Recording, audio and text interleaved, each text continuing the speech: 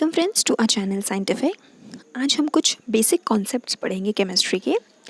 इससे पहले कि हम केमिस्ट्री जिसका कोड BCHCT131 है ये पढ़ना शुरू करें, कुछ बेसिक कॉन्सेप्ट्स आपको पता होने चाहिए जिससे कि आपको हेल्प मिलेगी उन कॉन्सेप्ट्स को अच्छे से समझने में। एकदम बेसिक से शुरू करेंगे। हमारे सराउंडिंग में आप जो कुछ भी देखते हैं वो या तो मैटर हो सकता है या फिर एनर्जी। मैटर वो होता है जिसके पास अपना मास होता है और वो स्पेस ऑक्यूपाई करता है। Anything which has mass and can occupy space is called as matter. इसके अलावा जो कुछ प्रेजेंट है वो होती है एनर्जी। आप कोई भी एग्जांपल ले सकते हैं, आपकी बुक, फ़ोन, एयर, कुछ भी, वो सब क्या है? मैटर। इलेक्ट्रिकल एनर्जी, हम जनरली एनर्जी टर्म यूज़ करते हैं एनर्जी के साथ। इलेक्ट्रिकल एनर्जी, विंड एनर्जी, ये सब एनर्जी के फॉर्म्स हैं। तो केमिस्ट्री में हम मैटर पढ़ते हैं। मैटर जो है वो या तो एलिमेंट्स हो सकते हैं, कंपाउंड्स हो सकते हैं या फिर मिक्सचर्स हो सकते हैं। एलिमेंट वो होते हैं जो सिर्फ एक टाइप ऑफ एलिमेंट एटम से बने होते हैं।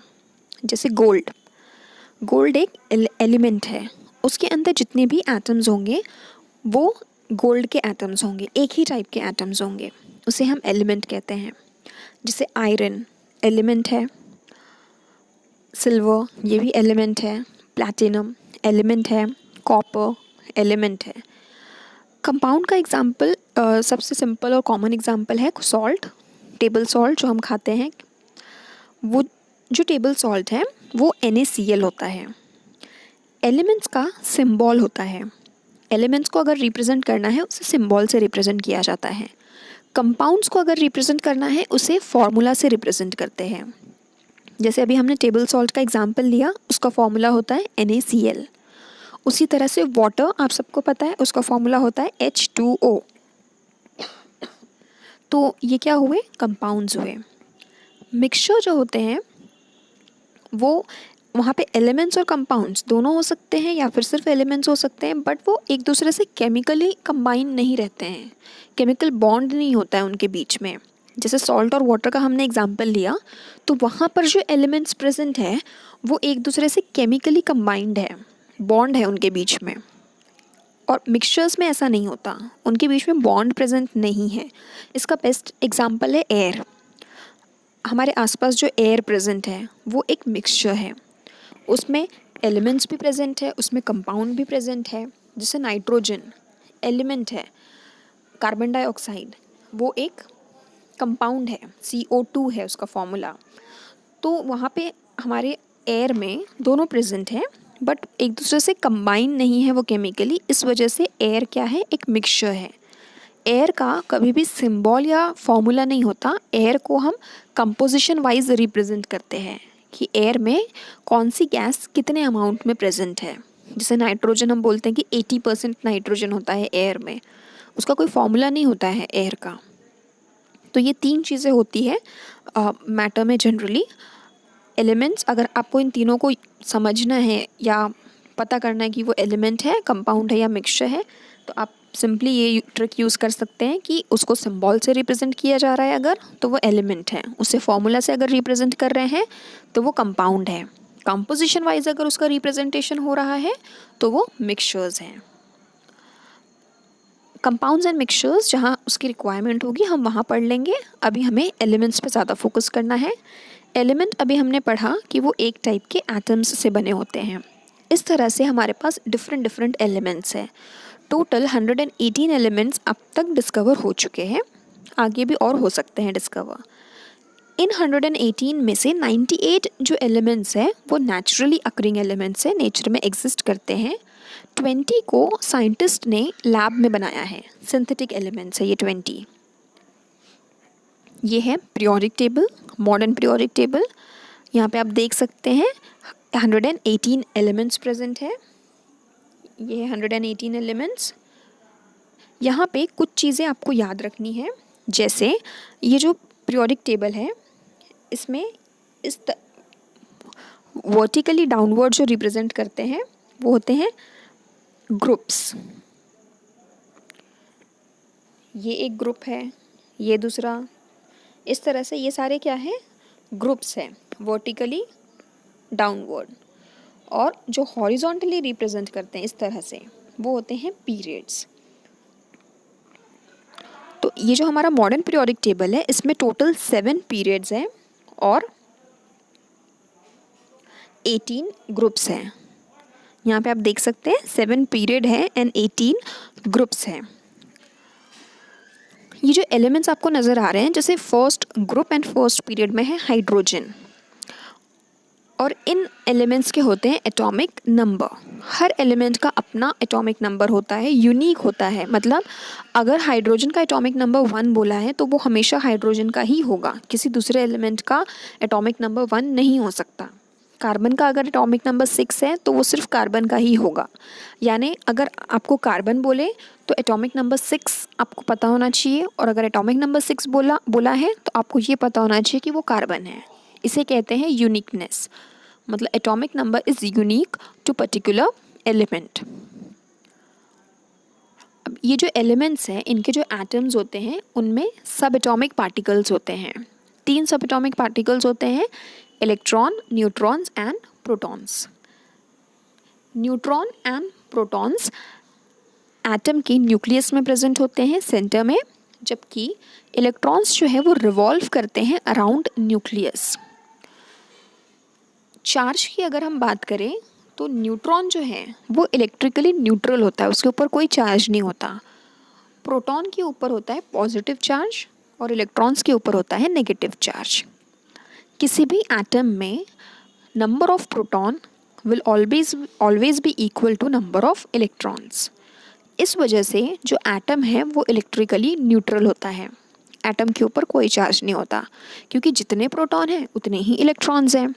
तो वो जो चार्जेस है वो इक्वल एंड अपोजिट है, तो वो एक दूसरे को कैंसिल कर देते हैं एंड ओवरऑल चार्ज हो जाता है 0, कोई चार्ज नहीं होता एटम के ऊपर।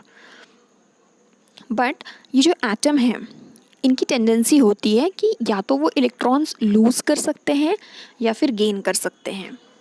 तो अगर सपोज़ किसी एटम ने इलेक्ट्रॉन लूज़ किया, फॉर एग्ज़ाम्पल एक एटम है जिसके पास 11 क्या है, प्रोटॉन है।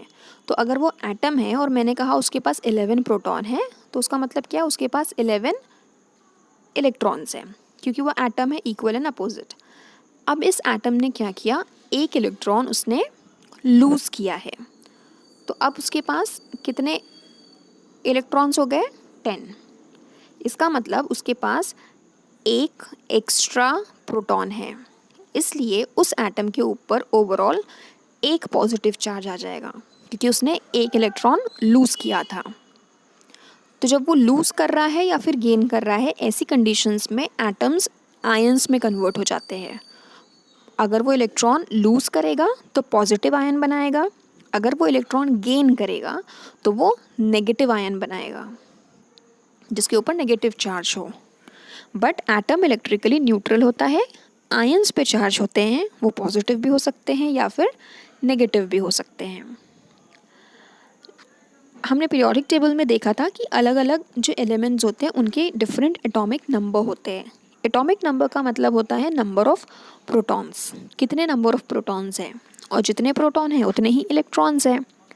और इलेक्ट्रॉन्स क्या करते हैं, न्यूक्लियस के अराउंड में रिवॉल्व करते हैं। ये न्यूक्लियस है, न्यूक्लियस में क्या रहेगा, प्रोटॉन एंड न्यूट्रॉन, और इलेक्ट्रॉन क्या कर रहे हैं, बाहर रिवॉल्व करते हैं।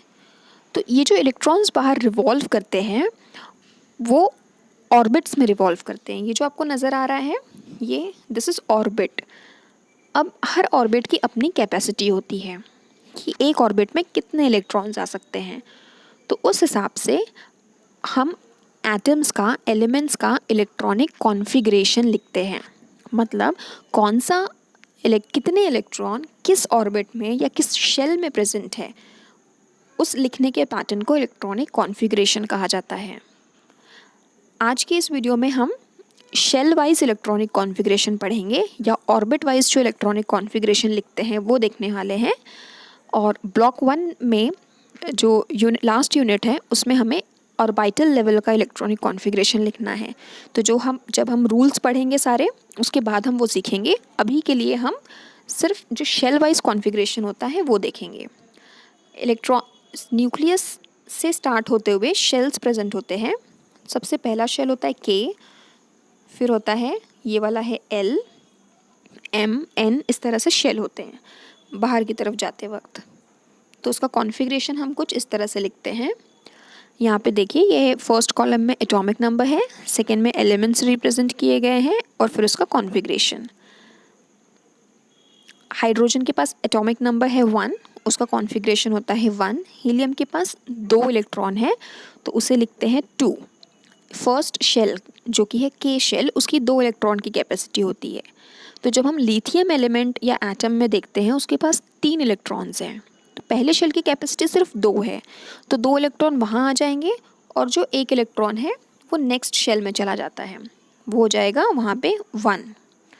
इस तरह से इलेक्ट्रॉन्स फिल होते हैं। ये देखिए यहाँ पे फिल होते जा रहे हैं, जैसे जैसे एटॉमिक नंबर बढ़ रहा है सेकेंड शेल में इलेक्ट्रॉन्स फिल हो रहे हैं। नियॉन में यहाँ पे आप देख सकते हैं नियॉन का कॉन्फ़िगरेशन है 2, 8। सेकेंड शेल की कैपेसिटी है 8 इलेक्ट्रॉन्स की। और उसके बाद आता है सोडियम। तो सोडियम का एटॉमिक नंबर है 11। तो जो 1 इलेक्ट्रॉन है 2, 8 हो गया, वो तो हो गए 10। पर सोडियम के पास एक और इलेक्ट्रॉन है, second shell L shell fill हो चुका है, उसके पास 8 ही इलेक्ट्रॉन आ सकते हैं, तो बचा हुआ 1 इलेक्ट्रॉन चला जाता है नेक्स्ट शेल में। इस तरह से लिखते हैं इलेक्ट्रॉनिक कॉन्फ़िगरेशन। अब देखते हैं वैलेंसी क्या होती है। कंबाइनिंग कैपेसिटी जो होती है एलिमेंट की उसे वैलेंसी कहते हैं। या सिंपल लैंग्वेज में एक एलिमेंट या एटम कितने केमिकल बॉन्ड बना रहा है उसे हम वैलेंसी कह सकते हैं। अभी हमने कॉन्फ़िगरेशन देखा था, तो जो लास्ट ऑर्बिट होता है उसे कहते हैं वैलेंस शेल। सबसे आउटर मोस्ट शेल को कहते हैं वैलेंस शेल। तो उसके वैलेंस शेल में कितने इलेक्ट्रॉन हैं उसके हिसाब से हम पता कर सकते हैं कि वैलेंसी कितनी होगी। जैसे हम एग्जांपल लेते हैं लिथियम का। लिथियम का एटॉमिक नंबर है 3, उसका कॉन्फ़िगरेशन है 2, 1। उसके लास्ट शेल में है 1 इलेक्ट्रॉन, मतलब वैलेंस इलेक्ट्रॉन कितने हो गए 1। अब एक ऑक्टेट रूल होता है, वो कहता है कि जो इलेक्ट्रॉन्स होते हैं वो अपना लास्ट शेल कभी भी कंप्लीट रखते हैं उनका, और ये जो लास्ट शेल है वो कंप्लीट रखने से वो स्टेबल रहते हैं। तो लिथियम के लास्ट शेल में है 1 इलेक्ट्रॉन और वो है एल शेल। एल शेल की कैपेसिटी है 8 इलेक्ट्रॉन्स की, तो उसको लास्ट शेल में कितने इलेक्ट्रॉन्स चाहिए 8।